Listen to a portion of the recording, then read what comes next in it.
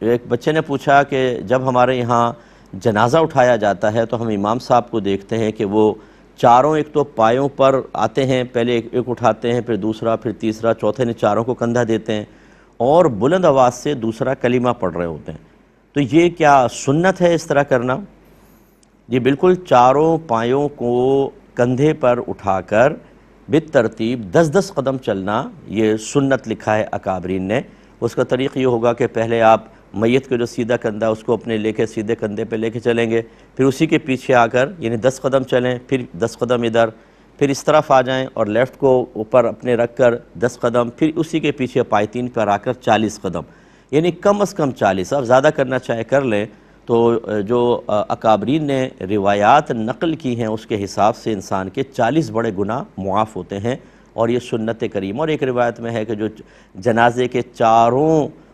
پایوں کو کندھا دے، ہر طرف سے کندھا دے، اللہ تعالیٰ اس کی مغفرت فرما دیتا ہے۔ تو یہ کرنا چاہیے، ایک تو یہ ہے۔ دوسرا یہ کہ بلند آواز سے ذکر الہی کرنا، یقیناً یہ دور سرکار صلی اللہ علیہ وسلم یا دور صحابہ میں رائج نہیں تھا، یہ بعد میں ہوا۔ پہلے زمانے میں بلکہ فقہائے اسلام نے اس کو مکروہ لکھا تھا، جنازے کے ساتھ بلند آواز سے ذکر کرنا،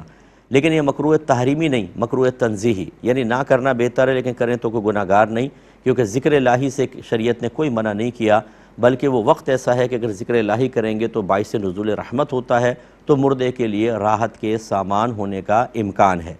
منع کیوں کیا تھا؟ منع اس وجہ سے کیا تھا کہ پہلے دور میں لوگ جب جنازے میں شرکت کرتے تھے تو ہر ایک جنازے سے عبرت حاصل کر رہا ہوتا تھا،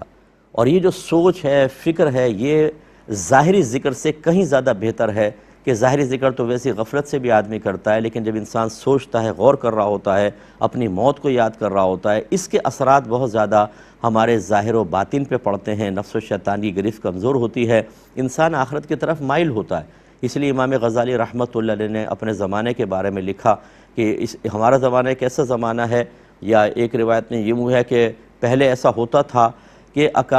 کسی کے جنازے میں جب کوئی آدمی شرکت کرتا اور چاہتا کہ اس جنازے کے قریبی عزیز سے تعزیت کر لے،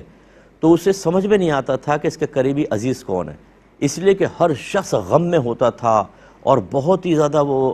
مطلب اداس نظر آتا تھا اور غور و تفکر کرتا ہوا، تو رشتہ دار کی پہچان نہیں ہوتی تھی، یعنی اجنبی آدمی کو پتہ نہیں چلتا تھا۔ لیکن جیسے جیسے پھر زمانہ آگے بڑھتا رہا، اب آپ دیکھیں گے، آپ بھی شرکت کرتے ہیں، جنازہ چل رہا ہوگا، شروع میں تو جوش سے اٹھائیں گے، اس کے بعد 10-12 رہ جائیں گے، باقی سارے پیچھے چل رہے ہوں گے، اور آپس میں باتیں، بعض اوقات تو مذاق، بعض اوقات موبائل پر کاروباری ڈیل چل رہی ہوں گی۔ اس وجہ سے فقہاء نے فرمایا کہ اب اگر ہم لوگوں کو خاموشی کا حکم دے تو بہت زیادہ غفلت، تو بہتر نہیں ہے کہ انسان بلند آواز سے ذکر کر لے تاکہ اس کی توجہ مردے کی طرف رہے، تو عبرت بھی حاصل ہوگی۔ لہٰذا اب یہ ذکر کرنا کوئی منع نہیں ہے، بالکل کر سکتے ہیں۔